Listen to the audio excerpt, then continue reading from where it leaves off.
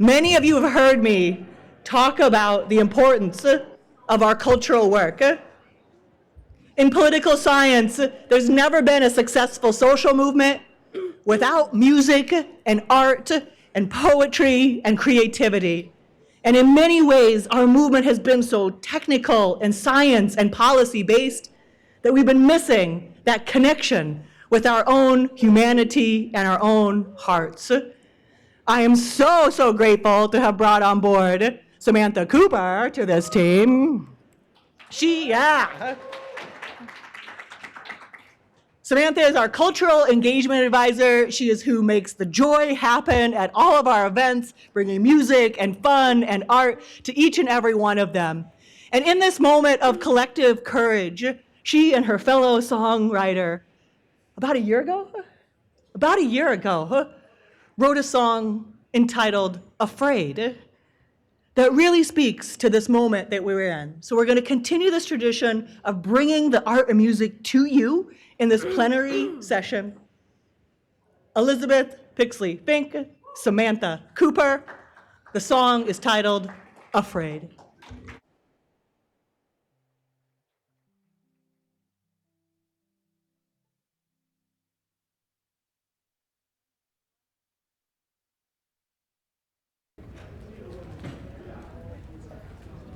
Good morning. Hey.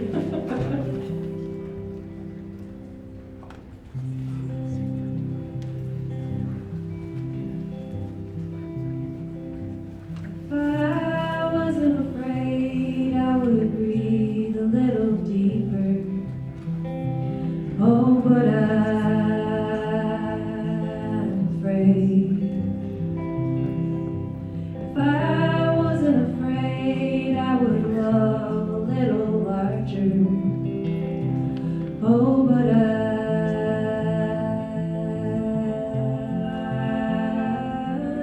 afraid. Afraid I'll die if I do what I love. Afraid of what my body brings up. Afraid of being lazy, afraid of being too much, afraid I was too young, now I'm too old.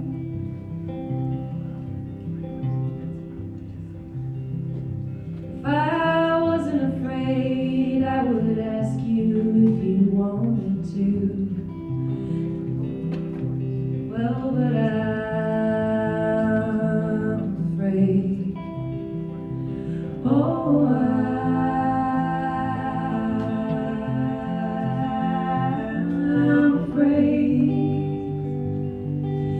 afraid they'll catch me protecting what I love.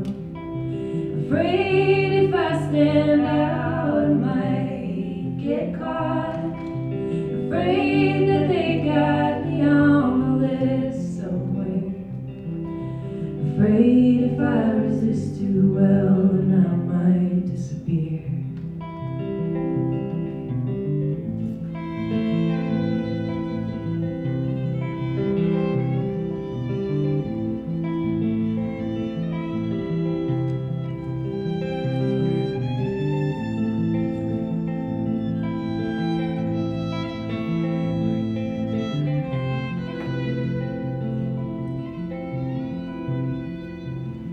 I wanna do what I wanna do, but I don't wanna mess it up. And it's way too important for me to just mess it up. So I'll sit here alone, and I'll wish that I'd done what I knew I wanted to do.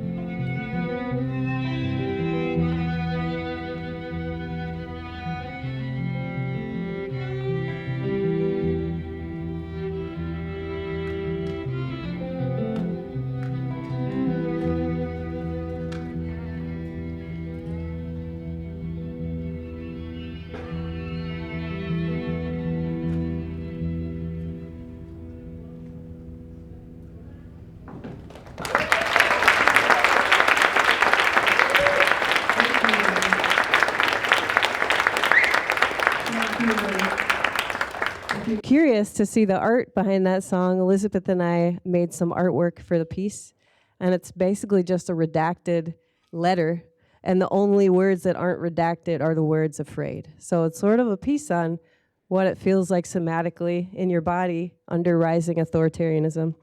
It doesn't end well, it doesn't resolve the song. It's just being with the reality, right? That sometimes all of the things that are fear-based are turned up in our mainstream culture. And so thanks for listening. And the art room is in Big Cedar. It's right around the corner over here. So many beautiful submissions to our art show this year. So please go check it out. There's good music playing in there. Lots of art. You can vote on your favorite one, and there's a water address map, so come check it out. Thank you. Thank you, guys.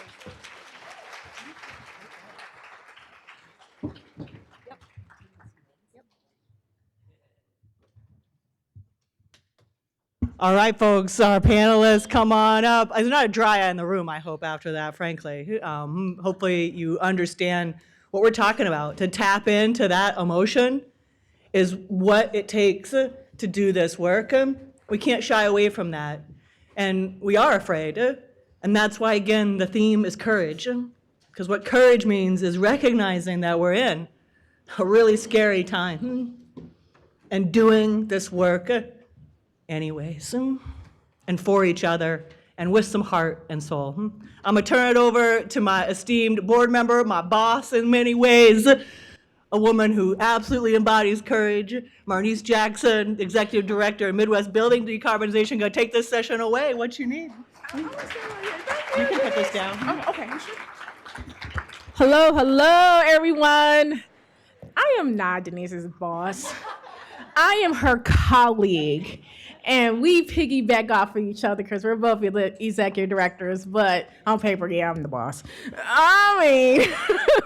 So collective courage means recognizing and holding that one agency accountable who has enormous influence over our state's energy future and over who pays for it. The question is whether this regulatory system will serve the public interest, can it accelerate clean energy, hold data centers accountable for the grid impacts, and deliver real benefits to communities? The answer depends on our willingness to engage, organize, and ensure that energy decisions prioritize people, affordability, and justice. So welcome to the Rewiring the Regulatory System, Courage of Our Conventions. We're gonna be talking about data centers, utilities, and energy justice. So I have 4 wonderful panelists, and of course, give them a round of applause. But let me tell you about them. Wesley Watson, founder of Watson's Consulting and Policy Associate for Michigan Environmental Justice Coalition. Wesley passionately works towards removing stigmas, creating and expanding legislative empowerment, and eliminating health disparities. Wesley had held numerous leadership positions in various environmental health and education organizations. Boratha Tan is the senior regulatory manager for Boat Solar in the Midwest, where he helps shape regulatory policies to boost the solar market in the region. Previously, he spent 6 years as a core engineer at the Ford Motor Company, focusing on high voltage batteries and electric motors for various models. He's also interned with the energy team at the National Conference of State Legislators researching state-level energy policies. Rick Bunch leads the regulatory services team at Five Lakes Energy, representing public interest organizations and government agencies in utility regulatory proceedings. With more than 20 years of experience in sustainable business and policy, he specializes in rate cases, regulatory advocacy, research, policy, and consulting. Rick also serves as the executive director of the Michigan Municipal Association for Utility Issues, advancing municipal interests in Michigan utility sector.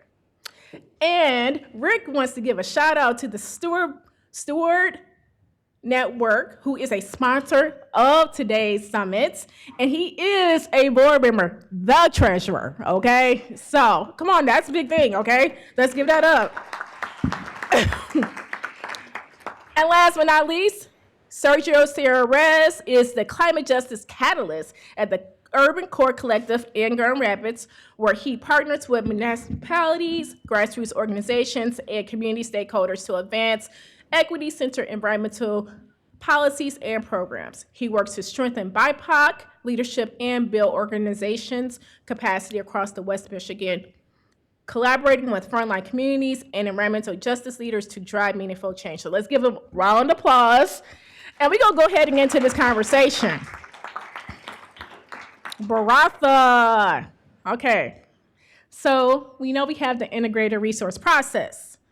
Tell us, what is the history, the importance, and process of IRPs? And tell us, what does this broad stroke mean in regards to data centers, the future, MPSC?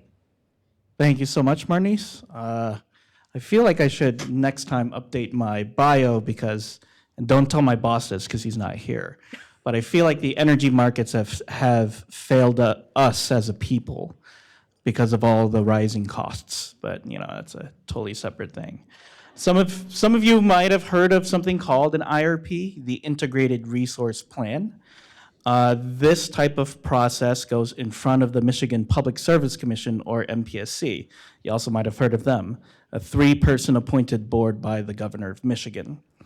The MPSC is in charge of, they're supposed to make sure that our electricity is affordable and reliable.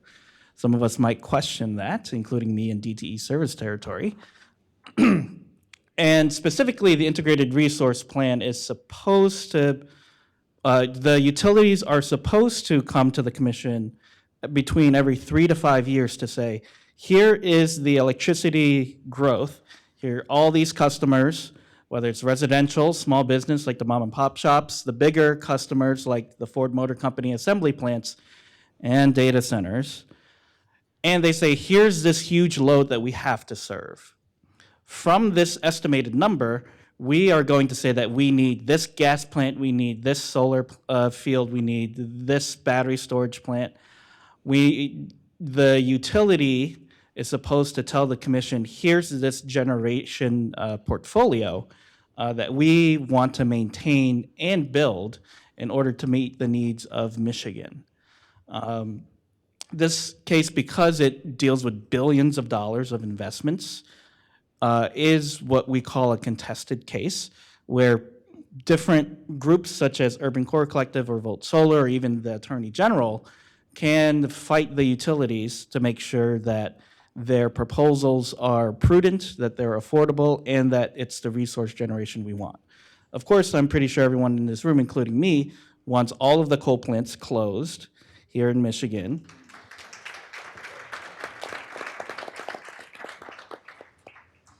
And one huge fear that I think all of us will have, aside from President Trump's emergency orders, is that with all of the influx of the data centers, whether or not all of the projected load is real, DTE Energy and consumers could come and say, we need to keep the coal plants online for longer in order to serve those data centers. So should we let utilities put all potential data centers load in the IRP? No, we do not. Why not? Because we don't know whether or not the proposed number of data centers will actually come true. The only ones that we know, at least in DTE, that we know are true so far, based on the contracts that have been approved, is the Oracle data center and maybe a couple of other smaller ones. And I just saw a news article this morning that Oracle's trying to prove to its shareholders that it's not going to be shouldered with excessive debt. And if they can't prove that they will shoulder a lot of debt, that means that they're going to have to borrow more, which means that their stock prices will go down, which means that they could be one step closer to bankruptcy, which means that we could be one step closer to footing the bill for the construction of that Oracle data center in Saline Township. Okay, so then what arguments can interveners make when challenging these data centers? One way is for the public to put in public comment in front of the Michigan Public Service Commission. I won't go too deep into that, and tell them no. We do not want to see these data centers in these IRPs because they are speculative load. So I have a follow-up question. So within the IRP, mathematically speaking, how would that account for the social costs of the carbon and localized public health impacts if coal and gas retirements are delayed to feed the tech loads? Do I still keep talking? You can. That was for you, but anybody else can answer that question. I can still keep talking, you know? I did feel inspired by the song earlier, and I was like, maybe I should preach. But go ahead, you can take us to church. A little more Jesus and the Holy Spirit in, which the data centers definitely need. So, I know. So, Vote Solar a few years ago, in a previous integrated resource plan that we challenged DTE on, we worked with a bunch of scientists to model the health impacts of the coal plants that DTE has on the grid. If we keep all of their coal plants online longer for a year, more than we want, that would generate, we expect, mortalities to be in the hundreds that could have been avoided. That billions of dollars of health impacts, whether it's going to the hospital because you are diagnosed with asthma or other respiratory illnesses, those are in the billions of dollars for Michiganders alone.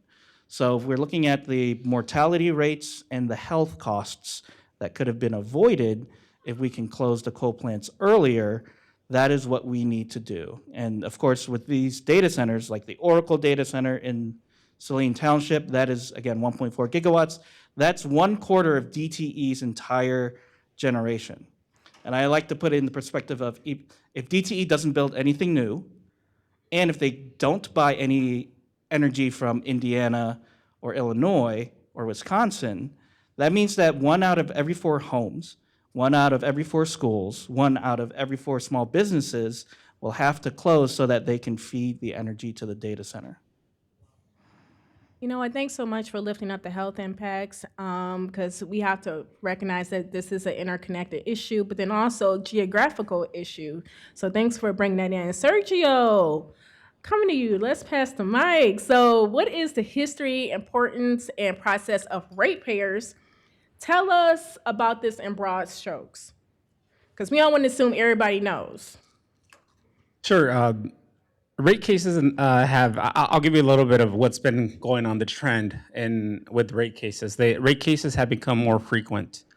So almost every year, actually in the last few years, every year, at least Consumers Energy has filed a rate case.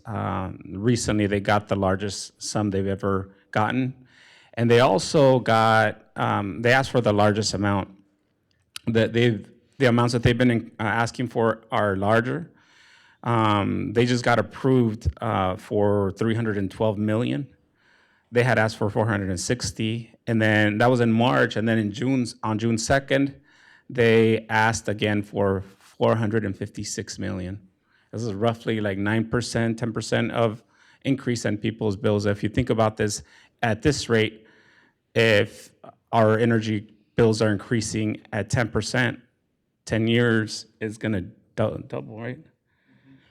And so then you got to think about like the Public Service Commission. These three individuals that were appointed by the governor, it's what they say they're about, but then they're individuals, they want the best for community. There's balance, you got to give the utilities something, but protect the public. But what is the actual impact of their decisions, and how much of this is like being shared with the general public? Like, do the people know who these individuals even are? Right. There's affordability issues. I think something that's been coming up more in rate cases is there's a shift from finances and engineering needs to like affordability. Interveners are asking more about like, can the public pay this increases that you're imposing on them? There's more community organizations that are intervening now that weren't represented at the table and their perspectives. We just started intervening in 2021, and we're working with other organizations on the east side of the state, Solidarity, and We Want Green too, to increase the participation of other organizations and individuals in the regulatory process. The focus is expanding from rates. The cases are now relying more, pushing for reliability, climate goals, electrification, distributed generation, other demand responses, so diversification of what interveners are asking for. Utilities are investing heavily in grid modernization, advanced metering, that kind of stuff. And this is also raising the cost that they're asking the Michigan Public Service. They're asking the state for more money. They're saying, we're making all these upgrades on this Airbnb. We're going to raise rates. We're going to rate the rent. Customers are paying more for capital investments. That means, like, for example, the return on equity that the commission grants the investor-owned utilities goes to pay for profit, right? If they build more, 10% right now, at least for Consumers Energy, the last rate case, it goes to pay for that. Consumers Energy, they were asking in this last rate hike, they were asking for 10.25% return on equity. They wanted to raise that from 9.9.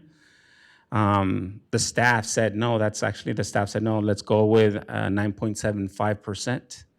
The administrative law judge says, no, that's ridiculous. This needs to go down to 8.2%. In the end, the commission said no change. So then the halfway point might have been like 9.25%, but we're stuck with 9.9% on top of everything, like on top of what it actually costs for the consumer to pay for energy, 10% just for profit for the investors. And then what this means for the ratepayer, for residents, for us, for all of us really, is there's a disproportionate burden on communities of color, frontline communities, low-income folks. There's also climate and clean energy considerations at play. There's a Michigan transition to clean energy. Like, there's decarbonization organizations, interveners were pushing to close, for example, the coal plant. And now data centers are coming into play in the decisions that are taking effect. The global political climate, local, the Department of Energy, this administration has ordered Campbell Coal Plant to remain open, costing hundreds of millions of dollars on ratepayers now. And so we're fighting this overreach in federal government.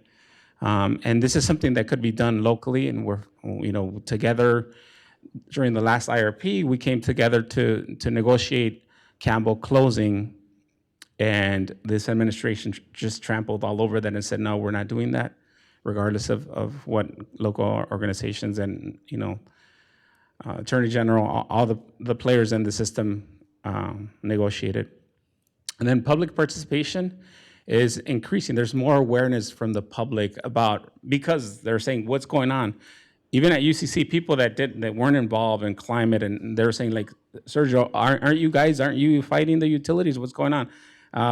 Our rates keep going up. That doesn't matter. I turn my thermostat down. I use less energy now, but I'm getting these like ridiculous bills. And so then the public there's more awareness, which is really an opportunity for you all, for us all to use this to share light on what's happening and get more people involved in the process. So my follow-up question is, then people are getting involved that not necessarily would be involved and are getting engaged about data centers. What legally can a regular consumer who's not involved in the movement do legally, like to, go up against these rate hikes? So one of the things that we're focusing on with the Frontline Energy Transition Partnership, or like with Solidarity, Rewiring Green, and other organizations, is we're trying to get the public to get involved in this process, because the process now, it's like it's a pay to play, or like if you have a lawyer, you can play. The general public can submit public comments, but those aren't always taken into account by the Michigan Public Service Commission. So I think one of the ways that we can get involved is like holding organizations like UCC accountable. Come to us and say, Sergio, like, what are you asking for in these rate cases on the IRP when you're intervening? Are you representing the entire community, like the collective interests? Or like big green organizations, are they only, do they have an agenda? If there's an organization that's only about community solar or a specific issue, are they saying that they represent us all or not? And like, what kind of arguments are they making before the Michigan Public Service Commission? And can they diversify who they're using as technical experts to testify in these cases?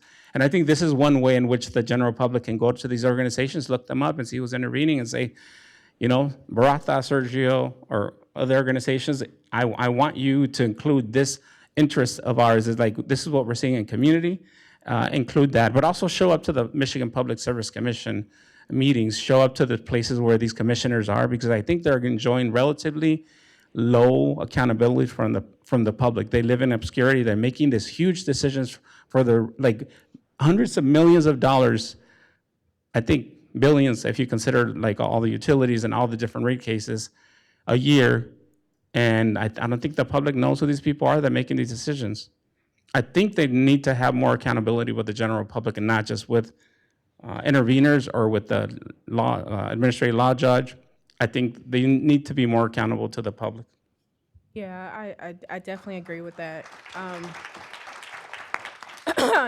So I have a follow-up question, because a lot of course, people don't know who the commissioners are. And if you were in their shoes, you got appointed tomorrow, how would you balance corporate profits with consumer affordability during these rate cases?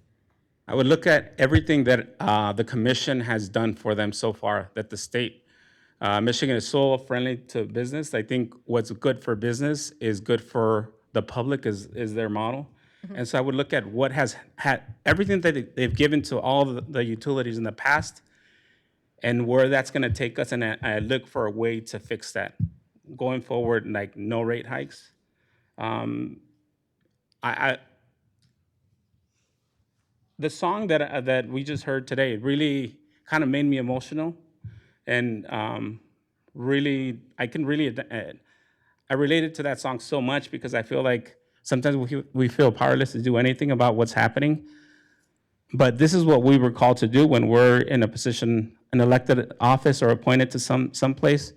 And what we're saying to our communities, I think when we're there, we're faced with tough decisions, but I think there is an imbalance leaning toward corporations, and they're getting money, and our elected officials are getting money from these investor-owned utilities. So for me, if I was in office, I would give at least, I would stop giving rate hikes, because the public deserves this. I think it's just unsustainable for a 10% increase to happen every year. It's just, the math is just not adding up.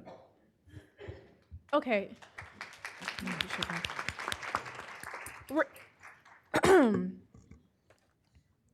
Rich, I'm going to come back to you, okay?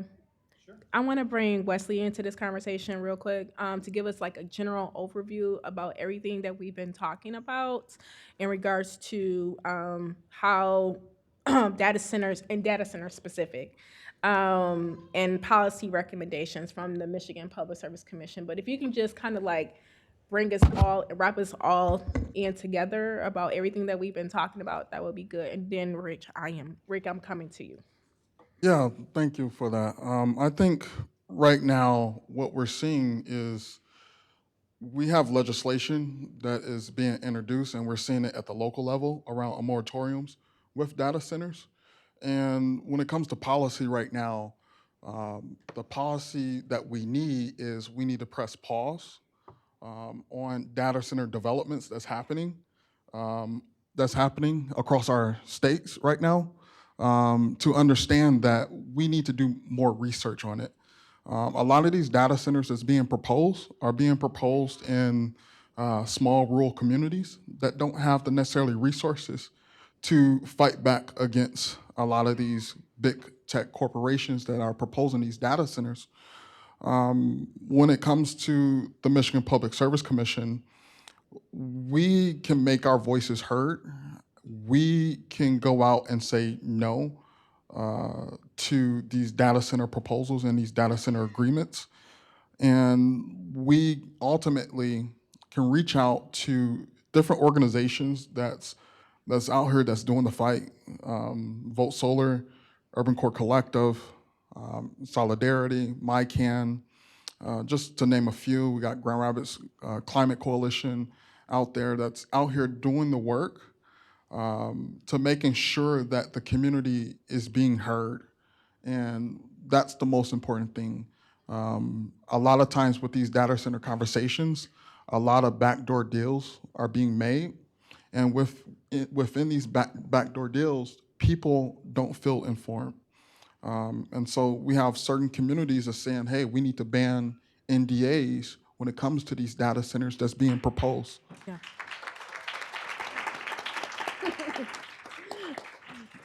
And so from a policy perspective, advocating for a moratorium on data centers, whether that's the local level, but also advocating at the state level as well. And also advocating towards our governor and towards candidates that's running for governor to advocate on these moratoriums that are happening. Yeah, and just to go back a little bit, okay, remind us, who is the Michigan Public Service Commission concisely, and what do they do? Why are they here? Wesley or anybody want to take it? Rick? You're gonna have Rick take it. Rick, okay, that's cool. Pass the mic. Hi, good morning. Well, the MPSC are 3 appointed commissioners appointed by the governor with sign-off from the state legislature. And I agree broadly with what the 3 panelists have said about the commission, but I do want to say, in my experience, or at least my opinion, we have very good commissioners. They're very smart and they're very experienced people. What you have to, and they want the best outcomes. I really believe that. But you have to understand that they are operating within a system that has given them limited authority to do what's right, that can ultimately exercise political control over their decisions. And we could do a whole panel on the number of times the MPSC has had their wings clipped by the legislature when they've gone too far. Commissioners can even lose their jobs if they go too far. So they have to be careful. And of course, they can be overruled by a judge if they go beyond what the law says. So I think we want to be careful when we're talking about the MPSC to understand what their designed role in the system is and what we can really realistically expect for them. Going to the title of the session, rewiring, this gets to my view of the kind of rewiring that needs to be done. MPSC proceedings are essentially glorified cost accounting procedures. They are about figuring out how much it costs to provide service and who should pay that cost. And that's legal. That's something that is very hard for the commission to get away from. But it leads us, I really believe that has caused our regulatory proceedings to lose track of what they're supposed to be about. The reason we control utilities is because otherwise they're going to act like monopolies. Well, they do act like monopolies, let's face it. The point is we regulate them to protect the dignity and the health and the affordability for customers around the state. And it's very hard in these proceedings, the way they're wired now, to make those arguments have traction. And I can give you any number of examples. It drove a number of us crazy a couple of years ago when the MPSC adopted a definition of affordability. And I'm going to paraphrase, that said essentially, affordability is when people have enough money to pay the rates we set. Well, that's not affordability. Oh, crack open a dictionary. That has something to do with income. The MPSC has nothing to do with how much money people have, neither do the utilities. They gave themselves a free pass on doing anything about affordability by adopting that definition. It should have been stood on its head. Of course, it should have been affordability is when rates are set at a level that allow most people to live dignified and healthy lives.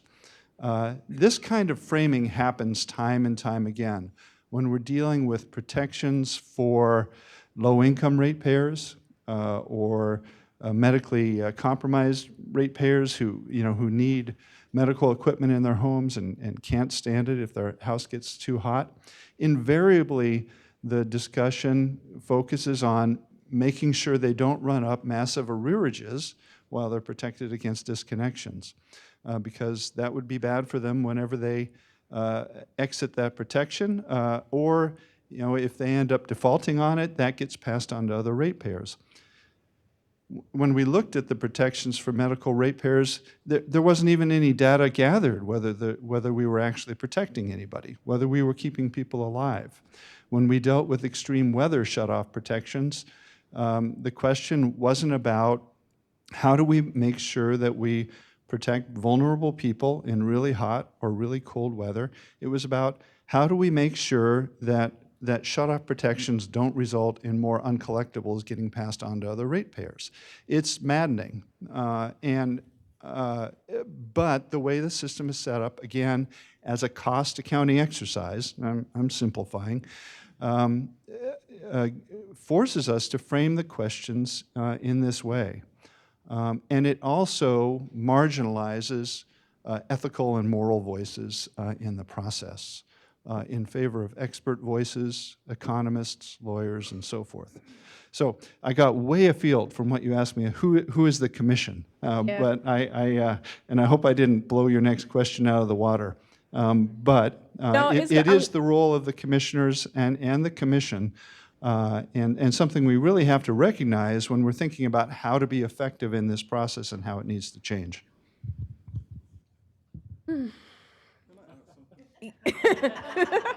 You can't add, because I got to come back to Rick in regards to getting deeper into the grid and data centers. But yes, Wesley, please. I just want to add something to kind of backtrack a little bit to 2023, to the Clean Energies and Jobs Act.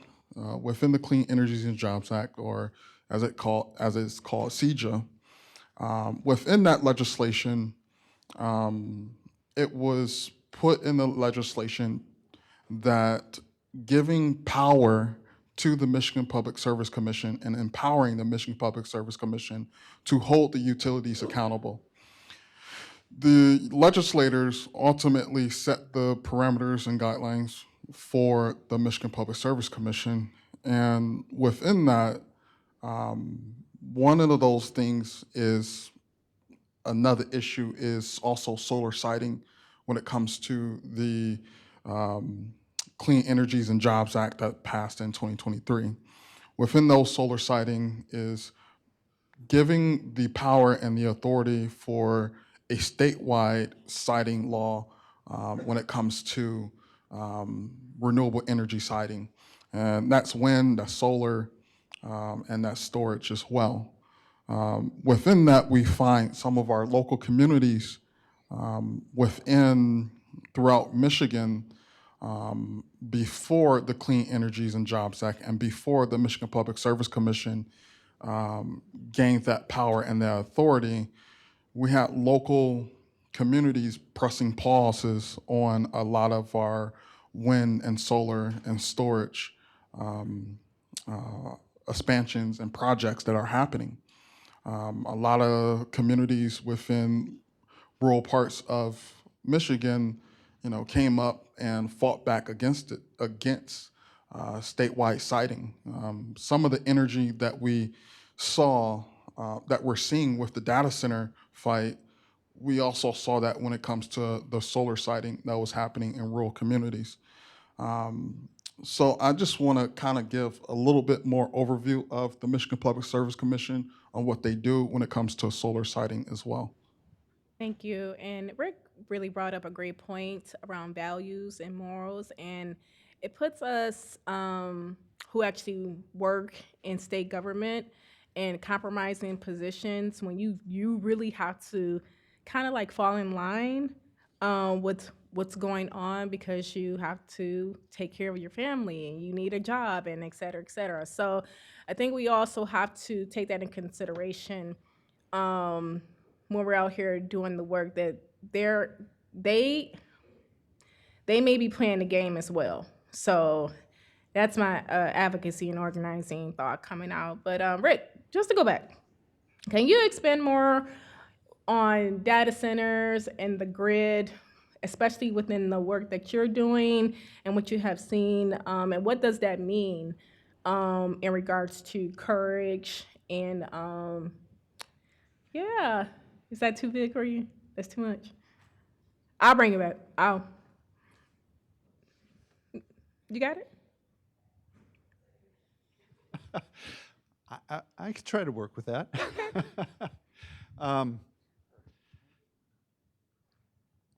You was there though with the moral and values. You were. Yeah, That's sorry, courage. I I mean, opened to that box, challenge the didn't I? system that we're in, right? You were there, but Well, one of the things, I guess it wasn't part of the bio, but I also chair the Planning Commission in Ann Arbor Township, so I deal with this in another hat. I didn't get the memo about the hats, by the way.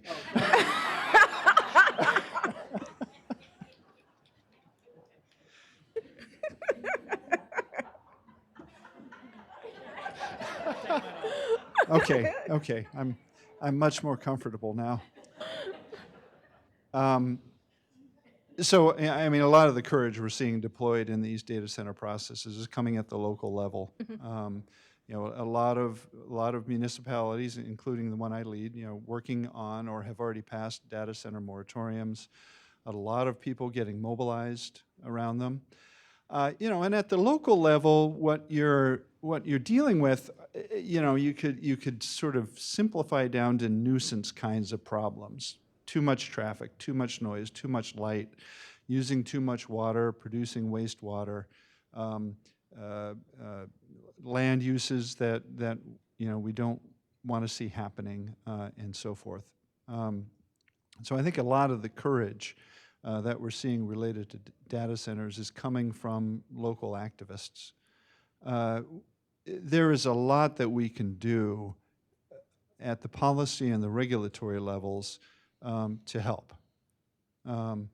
So I think Boratha said the first data center that DTE proposed in Saline Township, that was not a contested case. I think we've got reasonably good statute dealing with data centers to prevent cost shifting, to maintain the clean energy transition and so forth. And I think there's a relatively good argument that what DT is doing there will put downward pressure on residential rates. But here's the problem. We never got a chance to open up the hood and look into that and really test those assumptions by having a contested case. So I'm still hopeful that Attorney General Nessel and the other interveners in the courts will get that remanded to the commission for a contested case. We are getting that with the data center near Metro Airport. And I think that'll be very meaningful. In addition, in DTE's recently filed electric rate case, they've provided a bunch of cost of service study scenarios for different ways to assign or allocate the cost related to serving the data centers. And so that's a contested case. We're going to get under the hood there. We're going to be able to answer a whole lot of questions and put in testimony. Daylight is the best disinfectant, I think. It's like that. Thank you. And you teed it up for Sergio, and actually everyone else. I have a question in regards to the Michigan Public Service Commission again. What can you offer for some policy recommendations? Sergio, I want you to tackle this one first. Well, there's actually, I want to, celebrate, congratulate with folks from the coalition of organizations that passed the Money Out of Politics. I see some folks here. Because we can't rely on elected officials. They all get money from the investor-owned utilities, at least the majority of them do. The people had to take it to their own hands and say, look, we don't trust you anymore. We're going to put our own ballot initiative on the ballot. So like when the time comes, you know how to act. And then, share the news, leverage your, what your organizational pool and networks. I think that's one. I think Rick is right that the Michigan Public Service Commission isn't fully to blame. I think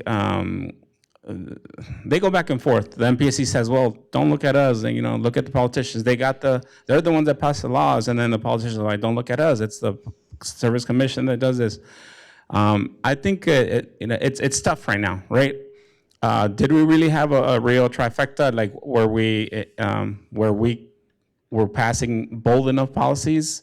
That's the question. But I think what we can do in terms of policy, coalitions like Michigan Energy, Michigan Jobs are, focusing on defending the progress that we made. But I think the push needs to be made, and the connection. I think the role of organizations, there's a lot of technical experts in this room. I think our role as organizers, as technical experts, as advocacy organizations is to bridge the gap that exists between our industry, where we're kind of preaching to the choir. We get together in meetings, but I think the general public is not aware of what's happening, and I think we need to bring them into the fold, into what's happening. Point them in the direction of the politicians that are making their life difficult, and giving them easy access or accessible language for them to go to their elected officials and say, I know what you've been doing, I know what you've been up to, stop it, or I'm not gonna vote for you next time around. I think those are some strategies that I'm thinking about. There's been a lot of obstruction of renewables. Renewables are cheaper now, but there's caps on how much rooftop solar can be done a year, or community solar. What are we doing about this? It's the laws are, it's true, they are keeping the Michigan Public Service Commission's hands tied, but I think it's not this win with MOP. I think it's an example of how we can leverage people power to push elected officials in the direction that we want things to go. I think that we've all seen what's happening with the country, and I think elected officials are scared. Bring your pitchforks, and let's keep the pressure going. Thank you.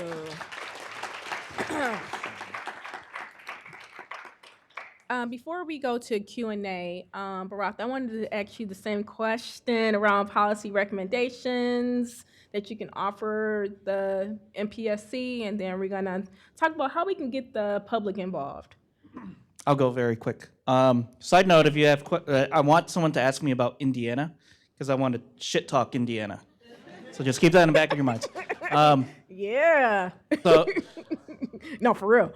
For the hyperscale data centers like the Oracle data center that was approved, and likely the Google data center that will be approved, for these large data centers, I think one policy recommendation for me is that they're required to donate more than just $10 million, probably hundreds of millions of dollars, to actually fix everyone's homes, give everyone new windows, weatherize them, and provide solar and batteries as backup, especially for the most vulnerable customers in Michigan. Nice. Okay, and Wesley got a policy recommendation as well. I think one of the policy recommendations is how we got here. You know, in 2024 in lame duck, you know, our legislators, you know, with the trifecta passed the legislation to give tax incentives to these corporations for them to come and build these data centers. You know, they was listening to data center developers, and these data center developers are saying that, hey, Michigan is behind. Michigan is behind on other states. One of the policy recommendations is having the legislators propel those tax incentives for these data centers. Another proposal is the state created the SOARS program and is giving $100 million to a YIPC data center. And one of those ways we can advocate for it is revoking that $100 million. I can propose so many ways we can utilize $100 million instead of giving it and proposing it to a data center. Thank you. All right. Rick, do you want to get in there before we switch gears? Sure, yeah. Okay. This one's on, right? Yeah, Yep. good. A process idea. We've talked about the importance of getting the public more involved in these processes. The problem right now is that public comment has, as one of you said, virtually no standing in regulatory processes. It's about as relevant to an administrative law judge or the commission as if you were to write to the judge in a murder trial and say, I think this guy is guilty, lock him up.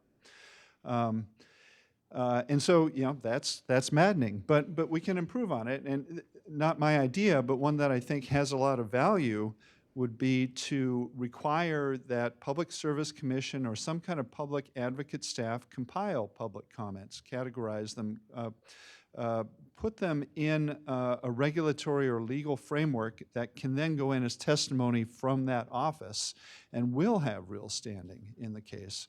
I think that has the potential to make a real difference and meaningfully engage more people in these processes. Thank you. So we're all here, and some people are not able to come to Lansing. Some people are going to, you know, experience a data center in their city, their community. How do we get the public involved, right? And I want to look at this from a pre-planning, because we know it's coming, right? But how do you get ahead of it in situations like this? And then, you know, because we're going to react to them coming, right? But how do we get ahead of this, and how do we get the public involved? I will say we're seeing it right now. Show up to your local community's planning commission meeting, or show up to your local community zoning commission meeting. Let your voice be heard at that level, because those are where the decisions are being made and where proposals are being made, rezonings are being made for these data centers to come. If communities show up to these meetings, letting their voices be heard. I'm based in Grand Rapids, back in West Michigan. Originally, earlier this year, it was a Microsoft proposed data center in the Gaines Township area. It was a zoning commission meeting. People went on social media, people got active, just on social media groups, recruiting people to show up to meetings on social media groups, sending text messages, signal messages. It was so many people that came to that meeting that the fire marshals had to come, and they were like, we didn't expect this many people to be here. We cannot have this meeting, meaning that we cannot vote on this proposal for Microsoft. So just showing up to your local meetings is having an impact. Boratha, Sergio, would you like to expand on that? Public involvement? I'll shift gears a little bit, and I say go to your congregations, your synagogues, your mosques, your churches. and mobilize them. There was a speaker earlier who mentioned that there is a common cause to protect our common home. And we all have a prophetic voice to bring our fellow human beings, our brothers and sisters, together in this higher call to challenge all of these hyperscale data centers. You could say no, you could say moratoriums, but the fundamental aspect, and I'm Catholic, so I'm loving what Pope Leo wrote about data centers and AI, it's that as long as technology of any kind is used to subjugate people for the purposes of gaining profits and power, that is evil.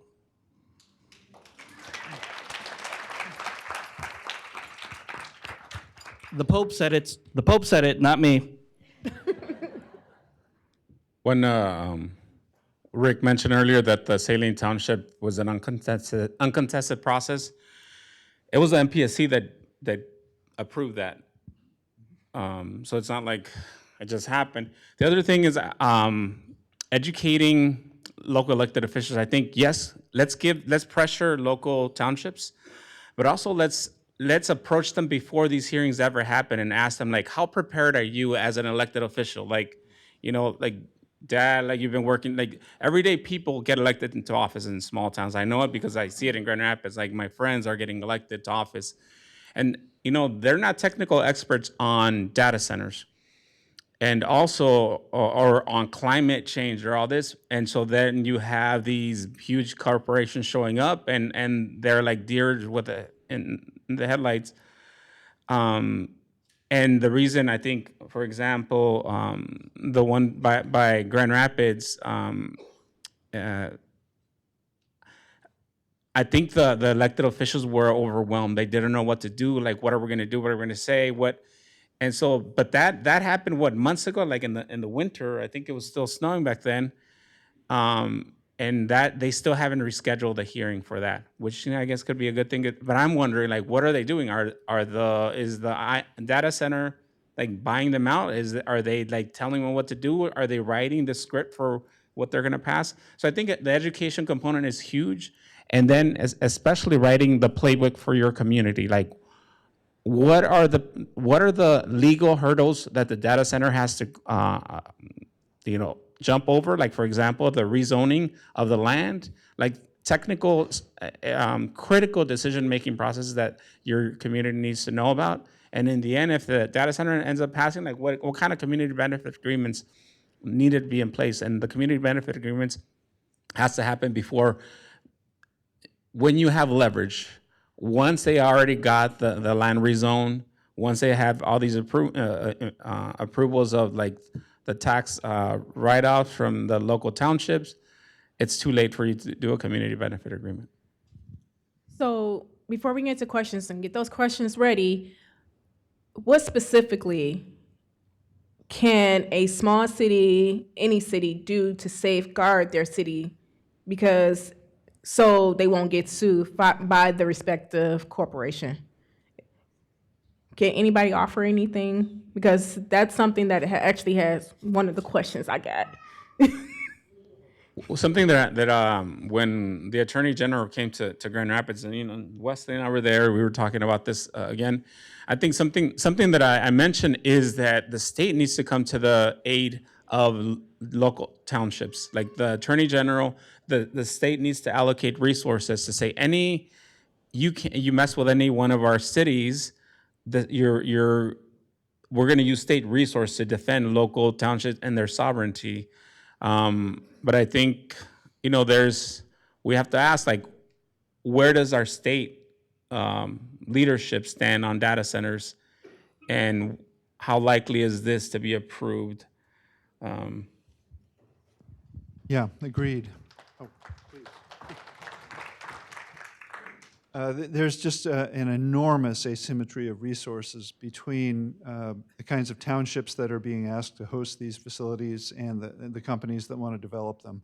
Financial resources, political power, of course, and know-how. And so they need help. Some counties are trying to provide that kind of help, but we need it at the state level as well. Secondly, of course, we've got a number of jurisdictions that have passed data center moratoriums. We need these because existing ordinances and zoning just haven't been set up in anticipation of this kind of development. By the time you've got an application before you, if you've got dated ordinances, it's too late. A planning commission has to follow the law as written. You can't make it up as you go along, even if you don't like it. And so the fixes have to be made to the ordinances, to the master plan and so forth before that gets underway. So I think, you know, a lot of the municipalities have clued in that they've got to update their ordinances. But that process itself is not simple and needs a lot of help from neighbors, from the county, and from the state as well. I'll just add in something that Michigan Environmental Justice Coalition is helping, actually providing work on the ground and providing resources on the ground. Last year with Augusta Township, Michigan Environmental Justice Coalition provided support on the ground to residents, support on the ground to township rezoning commissioners and council members on how can we provide resources to them, even to the point of how can we help out even when it comes to fundraising with some of the local efforts, you know, even from bake sales. You know, how can we provide support and give resources to some of these folks in these smaller rural communities to help fight back? And I actually have an answer to this question. And thank you all for your suggestions. Washtenaw County Environmental Council website has Data Center Toolkit for local governments. Also, Michigan Association of Planning has something to offer us. So, Washtenaw County Environmental Council, go check out their website. They have a toolkit. So we're gonna go ahead and get into some questions. First question I got is Indiana. Praise be, yes. Just Indiana, that's the only thing? That's all. Question. Any Perfect. question? So just very quickly, Rick mentioned that, you know, we do have a good commission. And the reason why I say that is because if we look at our neighbor down south in Indiana, Volt Solar was in this case. So Duke Energy Indiana, who I ironically call DEI, they were proposing to close down one of their huge coal plants and in return build a huge gas plant. The commission approved that, so promising that Duke closes this coal plant, they can build this gas plant. And in the meantime, during this process of closing, they can immediately start charging ratepayers ahead of time for the construction costs of that gas plant. And then after, so it's called the construction work in progress, I believe, CWIP, I don't know. Oh, it's called a scam. Yes, Rick is correct. And then later, DEI came in to the commission and said, we would like to rescind our offer to close the coal plant. Instead, we would want to sell it to a private third party. And the commission said yes. What we believe is happening is that they want to put up an auction so that a private equity firm can sell it so that they can power a data center with this coal plant. Volt Solar, along with a state organization in Indiana, challenged that lawsuit.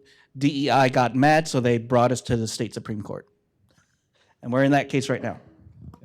So yes, comparing our Michigan commissioners to the Indiana commissioners, I think we're in a much better place. Or Ohio or Wisconsin, yeah. All right. Sunshine and rainbows, okay. So, going into that, the next question is, I'm reading from various experts, pro-clean energy ones, that data centers can actually reduce utility costs for customers because they increase load and therefore spread costs out more with batteries. Batteries can enable big new loads like data centers to reduce electricity rates by smoothing demand, but you need clean energy plus battery use. So what do you all think about that statement? Yeah. Is it true? Yeah. The biggest driver of electricity costs in Michigan is distribution system costs. Our utilities have been under orders to improve their reliability. And so they're only too happy to come to the commission offering to spend princely sums on improving the distribution systems. These are distribution systems that are sized to serve the hottest days in summer when everybody is cranking their AC.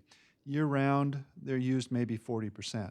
So you're spreading enormous costs in these distribution systems, but only using that system about 40% of the time.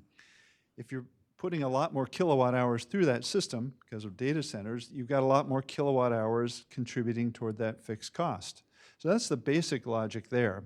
And why can you levelize use of the system? Because you've got batteries on site at the data center that can store up the electricity when you've got a low net load. I'm sorry, when it's available. So that is the basic premise of why, I alluded earlier that the data centers can put downward pressure on residential rates. The problem again is that we haven't had a chance in a contested case yet to test that proposition and really get all the data from the utility and from the customers. So do you all know about any success stories specifically here in the city of Lansing with the Thornton data centers? I'm sorry if yeah.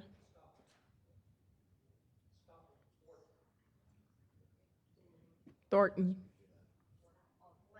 Not in Lansing that I know of.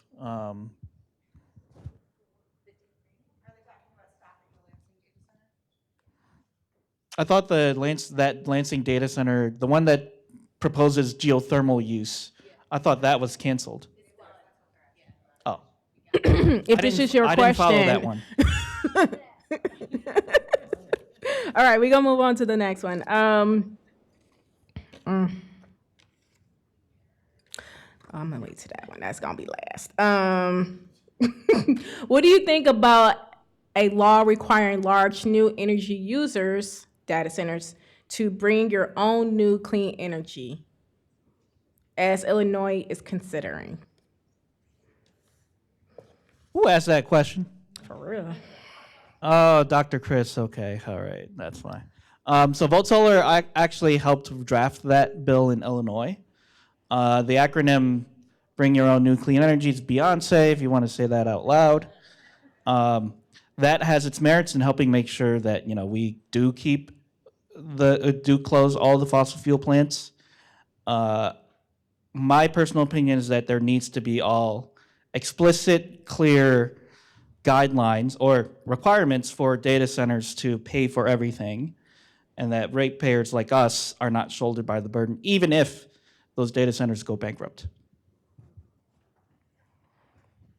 I'm also supportive of that idea. And it's not something that we have in Michigan. It was kind of negotiated off the table the last time the legislature really engaged with energy issues. We wouldn't have to worry so much about cost shifting between data center customers and residential customers if data center customers got their energy elsewhere, that they were essentially outside the utility system.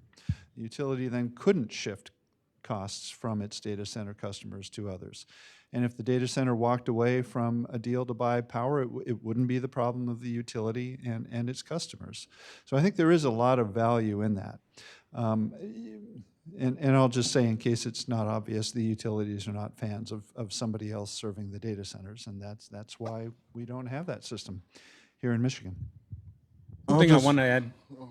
Go ahead. Something I want to add on the question about whether data centers can help lower rates by building infrastructure of their own and all that.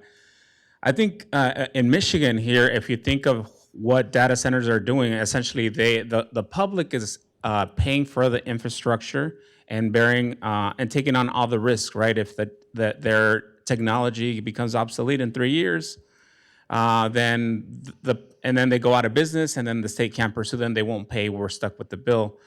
So I think a question needs to be asked about the likelihood of data centers agreeing to have battery storage and have their own, their own generation from clean and renewable, what kind of incentives do they have if they're already getting they're getting all the tax breaks, they're getting to buying the land and you know, in the future. So I think we need to consider that line of thought when we're thinking about data centers of possibly helping to reduce energy costs for consumers. Is what has been the policy? What has Michigan allowed data centers to do, and pushing the burden and the risk to the ratepayers versus the data centers, and how likely is that to happen? I'll just quickly add that, you know, just my personal belief and opinion that we're putting the cart in front of the horse here in Michigan, and, you know, we're not investing in renewable energy. And that's the missing part. We are way behind when it comes to investing in renewable energy. We're having these conversations about data centers, but we're not having the conversation of investing in new renewable energy that's coming here in Michigan. And, you know, yes, we could have these things, but it seems that we, in this state, we have dropped the conversation of renewable energy and renewable energy projects, and we put that aside, and we're now start talking about data centers, and that's a fall on the legislators. Okay, so then with the money out of politics ballot initiative improve the regulatory process, and can and should the MPSC be reformed? Yes, I believe it should be reformed. There's actual legislation that is out there where voters can vote on their MPSC members. Instead of them being appointed, we can, in other states, when you look at in Georgia, last year, Georgia had a big win when it comes to their public service commission. It is legislation that's out there right now that's been introduced where voters could vote on their public service commission members. It's well documented. When doctors go on a trip to Hawaii or the Bahamas for a conference hosted by the pharmaceutical company, they prescribe that medication more. If Michigan elected officials get money from the investor-owned utilities, they are going to create laws and policies that benefit these utilities. So that's one thing. And yes, reforming, for example, the Michigan Public Service Commission, how the process works right now, the people that decide how much we get to pay more each year is the utilities themselves. They say, I'm coming at you with 500 million.